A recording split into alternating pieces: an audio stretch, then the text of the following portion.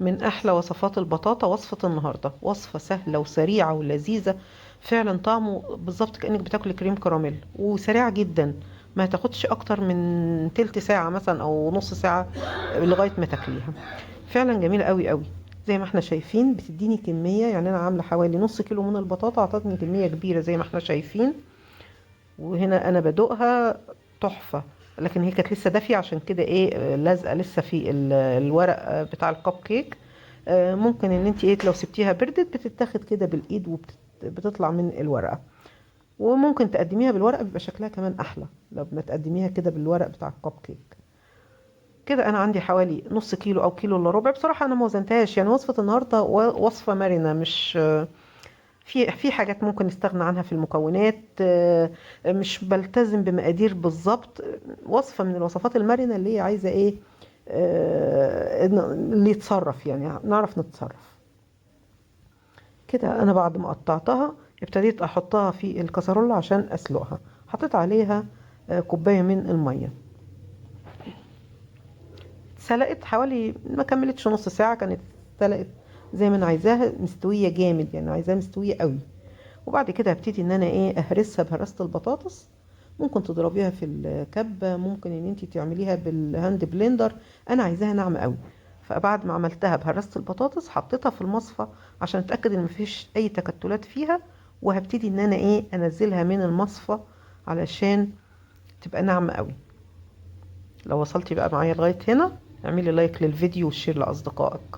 ولو لسه ما اشتركتيش في القناة اضغطي زر الاشتراك الاحمر وفعلي الجرس على الكل عشان يوصلك اشعار بكل فيديو بمجرد ما بنزله. هبتدي بقى ايه انزلها. كده خلصت الكمية بتاعتي. نشوف بقى بقية الايه المكونات عبارة عن ايه. تمام كده. انا عندي هنا معلقة من الزبدة البلدي، ممكن سمنة بلدي، ممكن ما تحطيش خالص لو انتي مش عايزة تحطي، بس هي بتدي طعم طبعا جميل قوي. هنا دي حوالي نص كوباية من الحليب، خدت حوالي نصها. ما تحطيهاش كلها، لو اشوف لو احتجت احط.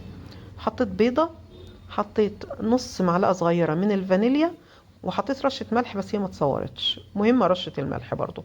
معلقتين من جوز الهند لو بتحبيه، ما بتحبيهوش برضو ممكن لا. ومعلقتين من السكر البودر. انا بحب الحاجة ناقصة سكرها قليل، فعشان كده حطيت معلقتين بس. لو انت بتحبيها مظبوط حطي 3 معالق هتديكي الطعم مظبوط. يعني السكر ده على حسب الذوق. وابتدي اقلب كل المكونات بقى ايه مع بعضيها لغايه ما تختلط حلو جدا مع بعضيها زي ما احنا شايفين. وهجيب كيس فيه قمع ببلبله. اي قمع عندك هيمشي، لو ما عندكيش خالص مش مهم، ممكن بمعلقه وتحطي في قوالب الكب كيك. يعني هي دي بس ايه شكلها لقيته حلو. صراحه انا البطاطا كنت بعملها طول عمري نفس المقادير دي، بعملها واحطها في صينيه في الفرن وبتطلع تحفه.